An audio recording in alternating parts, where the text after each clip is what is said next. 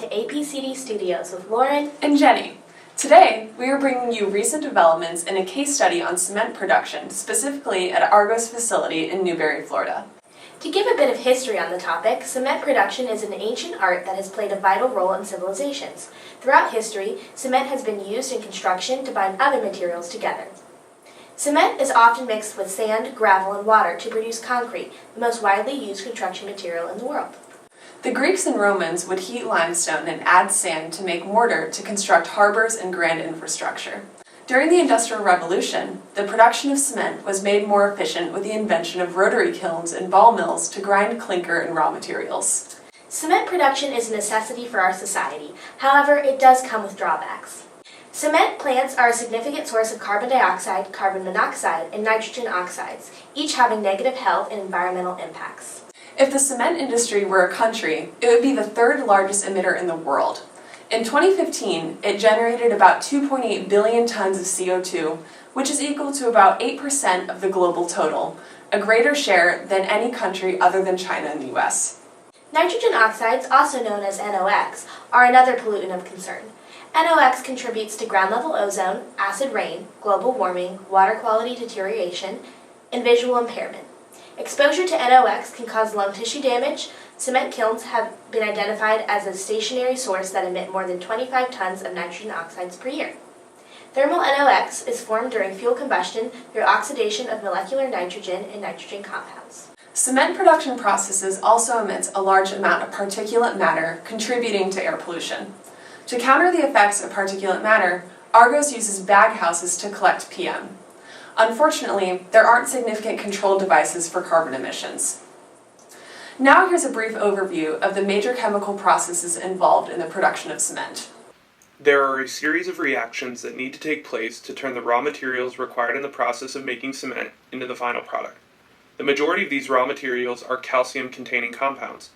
The first step in the process typically begins with turning calcium carbonate, which is dug up from quarries, into lime, in a process known as calcination. In this process, the calcium carbonate is heated to produce the desired product, lime, with carbon dioxide as a waste byproduct. Usually, this reaction is seen as carbon dioxide and lime reacting to form calcium carbonate, because that is a thermodynamically favorable reaction.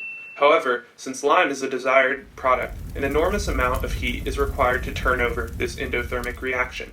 Typically, about 3.2 gigajoules of energy are required to turn 1 ton of calcium carbonate into calcium lime, in a process that yields about 45% CO2 by mass alone. Once lime has been formed from the calcination reaction, the next step is a multi-reaction process where clinker is formed. First, lime and sand are reacted to form B-lite. Next, lime and aluminum react to form C-lite.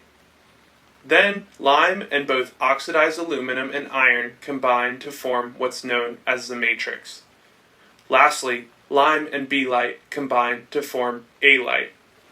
A-lite, B-lite, C-lite, and matrix are the constituents of clinker, so once the previous formation reactions have occurred, clinker can be combined with limestone, which is just calcium carbonate and water, and gypsum, typically hydrous gypsum, to form cement. These materials are combined in a ball mill, or as our expert liaison likes to call it, the rock tumbler of death.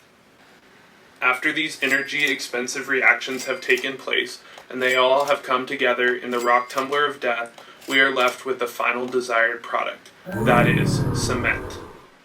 Thanks, Radioactive Ricker, for that riveting review of reactions. For a more in-depth look at the Argos facility in Newberry, we brought in Chris Allison, a process engineer at the studio facility. Now over to Alec in Studio 2 with that interview. Hi, I'm Alec Margerison. This is Chris Allison from this Argos cement factory. So in terms of pollutants in the kiln, you were talking about thermal NOx earlier and how you guys mitigate that. What other pollutants are formed during that process? Anything from mercury to SOx to CO. Luckily for us, the SOx normally, well, unluckily for us, it falls out in a solid state, either in the gypsum, either as gypsum from all the lime we're showering, or just on our walls that we eventually have to have guys in hot suits take high pressure water and wash the tower usually once a shift.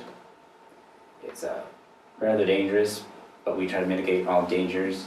And the control room operator lets them know whether the kiln is going stable or not, and they're usually with enough experience that they know what is good, what is not good, what is risky. And none of the mercury escapes? There is a small amount of mercury escaping, which is what we monitor. You have a certain limit. It's a rolling 30-day average. So if we start having a really high day, it kind of follows us until it's 30 days later.